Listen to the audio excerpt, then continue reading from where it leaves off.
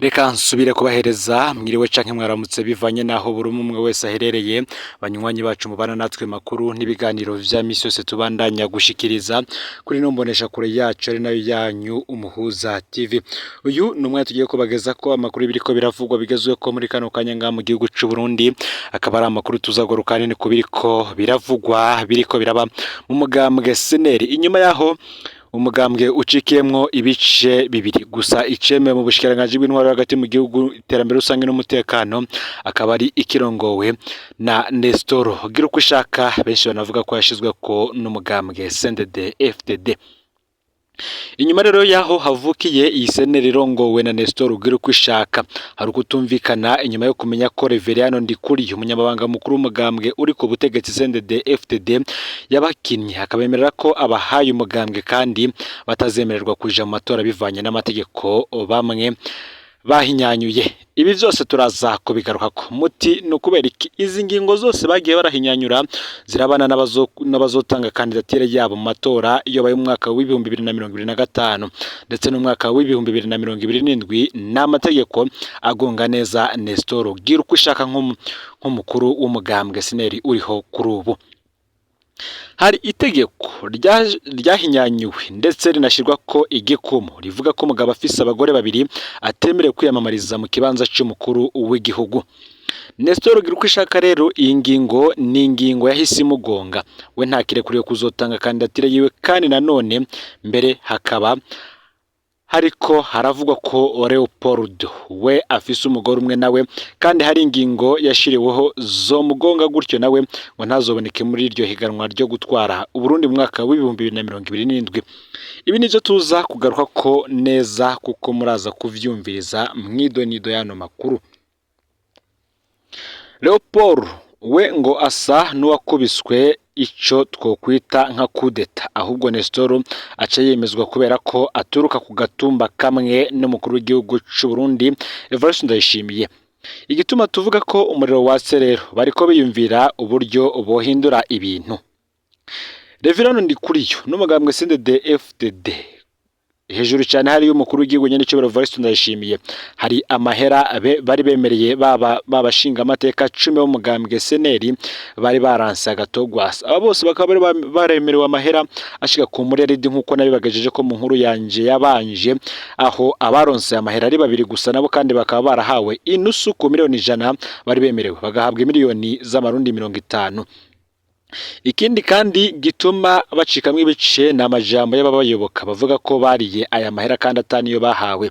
Ikindi kiriko kirabaca intege gose ni ukubura ikibanza c'umukuru w'igihugu ndetse no kubura ingene kandidatire yabo izoshikanwa mu murwiseni kugira ngo nabo bazobone ubaserukira mu matora azoba yobayo mu mwaka uza ndetse no mwaka wa 2027.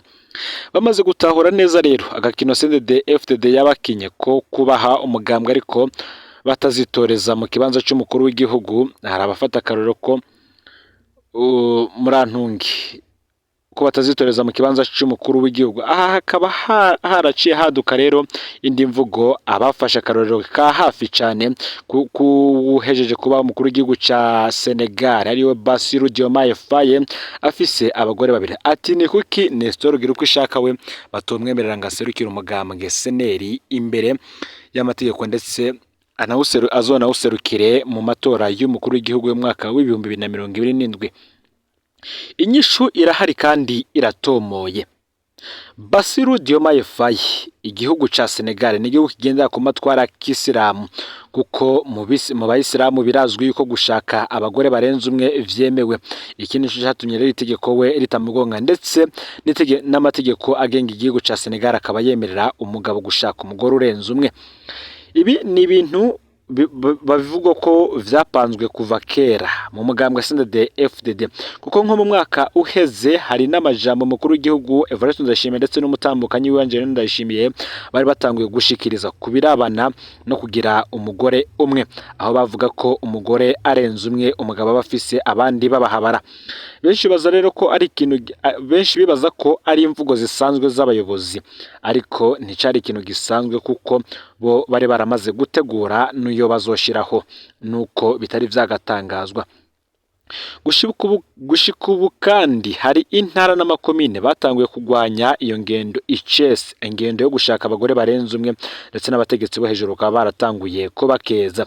Hari n'uwaronse ishimwe rivuye ku mutambukanyi w'umukuru w'igihugu. Aba bose rero uko ari 10 babashinga amateka 10 barongowe na Nestor Girukishaka batanguye kubona ko bahenzwe na Reverano Ndikuriyo, yoba amafaranga, yoba kibanza ndetse n'ibindi. Ngo n'urukino rwapanzwe kera bo bisanga barurimwo kubw'ivyo bari bamaze kumvishwa, ndetse n'ivyo bari baremerewe navyo batahawe, harimwo ya mahera n'ibindi tuza kugaruka ko. Uretse nibi gusa kandi hari n'abatanguye kuvuga ko Nestor Girukishaka nubwo bomureka we nyene akiyamamariza mu kibanza cyo kuba umukuru w'igihugu, ngo atabanywanyi ngo bakwiye yabona nk'uko vyogenda kuri Agathon-Rwasa, kuko hari n'itegeko ryashizwe habona ku munsi w'ejo bikanasigurwa mu nama nkenguzamateka ko uzoshikana amajwi 5% nk'uko vyahinaniwe kuri ya ngingo, za ngingo zirabana n'ingwati zizotangwa, we azosubizwa ayo yatanze. Reka tubigaruke ko ibi bikaba vyaravuzwe ubwo abakenguza amateka bari babajije umushikiranganje w'ubutungane ku munsi w'ejo uheze igenekerezo 18 ndamukiza uyu mwaka wa 2024 ibijanye n'ingwate isabwa bazokwitoza mu matora yimirije nimba bazoyabasubizwa. Hari niho umushikiranganje w'ubutungane Domina Banyankimbona yabishiye ko uzosubizwa ingwate yatanze ari uzoshikana amajwi 5% gusa, ariko ngo n'uwo mugwiseni uzosuzuma dosiye yiwe ngo nubwo umugwiseni uzosuzuma dosiye yiwe bagasanga ntikwije ibisabwa akangwa kwitoza azoyasubizwa. Umushikiranganje w'ubutungane yasiguye ko ari mu ntumbero kubuza abaza kwitoza ku gafyini. Ivyo yabishikirije ku munsi aho yari kasaba abakenguza amateka kwemeza integuro y'itegeko rishasha rigenga amatora isubiramwo iryo mu mwaka ryari yashizwe habona mu mwaka wa 2019. Itegeko yasiguye ko ryisunga uburimbi bushasha bw'intara, amakomine, amazone n'imitumba ndetse n'amakaritiye yahavuye yemezwa 100%. Tubibutse ko amafaranga y'ingwati asabwa abazokwitoza mu kibanza cy'umukuru w'igihugu agera ku miliyoni 100. Abashinga amateka n'abakenguza amateka bagasabwa miliyoni 2, nayo witoza mu nama mpanuzwa jambo yakomina agasabwa 200,000 vy'amafaranga y'amarundi nk'uko biri muri iri tegeko. Bose rero bariko biyumvira ingene boshira ko Leopold ngo barabe ko ari we vyibuze yozohiganwa. Ibi rero nivyo Nestor Girukishaka nawe adashaka, kuko we yumva uburyo yamaze gutangaza ko ari we ndongozi nkuru y'umugambwe seneri, ngibi ivyo bimwambitse iceyi mu barundi bose. Muri rya koraniro kaminuza kandi ryabereye mu ntara ya Ngozi, hari ivyo bari bavuganye ko baza gutangaza muri yo gusa haza kuzamo muri ivyo gusa hari kuzamwe amazina ya bamwe mu bashinga amateka, ndetse binavuga ko begereye cyane umushinga amateka Honorable Agathon-Rwasa ko bari bagiye kwirukanwa mu mugambwe seneri, ariko basanze ibi vyo riko batakuwa amazi. Aha rero niho baciye bavugira ko bagiye kwitwara Honorable Agathon-Rwasa mu butungane ngo kubera bimwe mu bikoresho vy'umugambwe, ariko mu bikoresho by'umugambwe vyabuze, ariko ntibatangaza ivyo bari bapanze kuko babona ko nabo bihenze. Bamwe bati kuko Nestor rero agonzwe n'ingingo ya kandidatire y'umukuru w'igihugu niho hacavuka ikindi kibazo ko Leopoldo ari we acahabwa ikibanza. Gusa baravye ingene bakozemwo amatora bakanaraba ivyo bari bahinyanyuye, babona ko ahubwo ngo bavuga ko hari irindi koraniro ry'umugambwe bazokoranya imbere gato y'amatora zo mu mwaka uza w'2025 ndetse nayo mukuru w'igihugu, kugira ngo bazotore uwo baserukira muri ayo matora. Gusa Nestor Girukishaka we n'ubundi kuko yagonzwe na yangingo yo gushaka abagore babiri, yo kuba afise abagore babiri vyamugonze, bo bakazatangaza izindi mvo zitandukanye kure cyane n'ivyo benshi babiyumvira, kugira ngo Leopoldo abari we azoserukira uwo mugambwe imbere y'amategeko. Mu yandi makuru, ikibazo c'igurishwa ry'ibigori mu kigo Anagesa kinyegeje ibintu vyinshi n'ibiko biraba i Buganda mu ntara c'Ibitoke ngo nakajoreza nk'uko tubibona. Mu gihe hirya no hino mu gihugu harangwa amarira n'imyidogo yerekeye igurwa n'igurishwa ry'ibigori mu kigo Anagesa, aho usanga ico gikorwa kibamwe amanyanga n'igipfungu bisize ubwenge. Mu ntara y'Ibitoke cyane Buganda hoho bavuga ko biriko biraba ari akamuna. Akaruru gatangwa muri iyo komine ngo ni ukubona abari bajejwe kugurira ibigori abanyagihugu ngo baraciye bahindura bakaja mu vyo kwikorera urudandazwa bakoresheje ayo mafaranga ya leta, nk'uko ico gikorwa cari categuwe kikongera kigashirwa mu ngiro na leta y'u Burundi mu ntara zose z'igihugu, aho leta yashize igiciro c'ibigori ku munyagihugu wese abishoboye ko azogurirwa ku kiro kimwe amafaranga agera ku 1,700, bagaheza bakabigurirwa n'ikigo Anagesa muri komine Buganda. Ico gikorwa co kugurira ibigori abanyagihugu cari cahawe witwa Taxise Yamuremye nk'ubikurikirana ku rwego rwa komine yose. Ngo hanyuma rero Dieudonné Ntirampeba yarajejwe kubigura muri zone Gasenyi, mu gihe muri zone ya Ndava naho warajejwe kubigurira abanyagihugu yari uwitwa Patrick Tuyishime.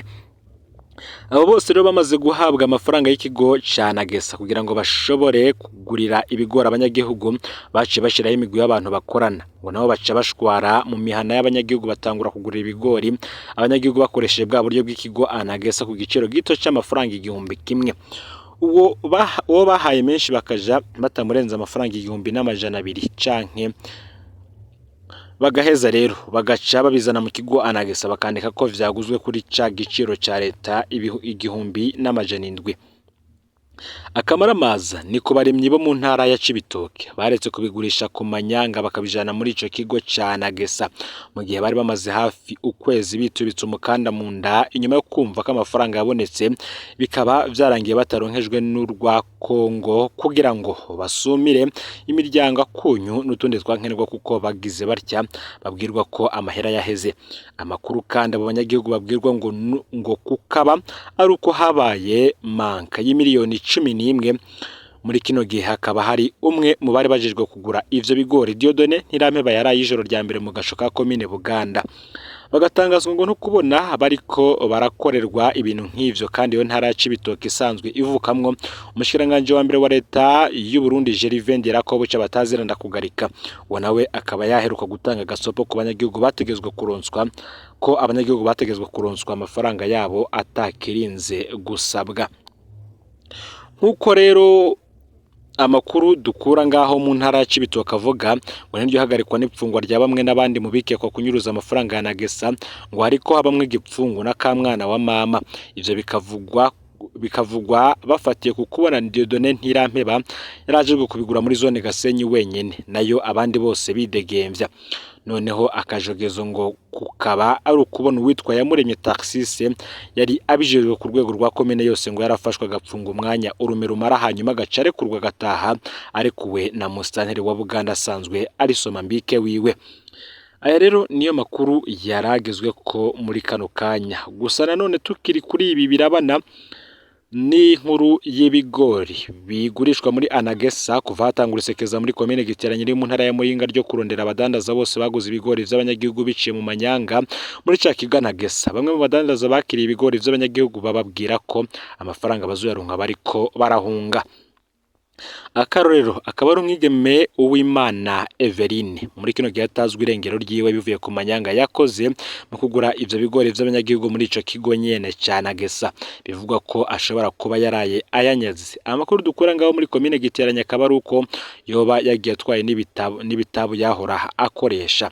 Abanyagihugu n'agahinda kenshi bati umubona mufata ce yitabaza inzego z'igipolisi kimwegereye, bakaba babandanye bamenyesha ko abo mubona bo kwirinda kumunyegeza ngo kuko uwo bazosanga yaramunyegeje bazoca babona ko bafatanije uwo mugambi mubi wo kwiba abanyagihugu. Aya niyo makuru yaragezwe ko muri kano kanya. Ufyonde subscribe canke sabone niba utari wafyenda kugira ngo tuzucikanwa nadushikiriza, usangize kandi n'amakuru bagenza aho baherereye hose kugira ngo nabo baje bashikirwa nayo biriko biravugwa bigezwe ko nga mu gihugu c'u Burundi, yoba ya politika gateka kazi na muntu, imigenderanire n'andi makungu ndetse n'ayandi abariko aravugwa mu bindi bisata bitandukanye bigize ubuzima bw'igihugu. Ntumuhoza TV Imana iba hezagira mu bikorwa vyanyu vya misi yose muri ko murakora.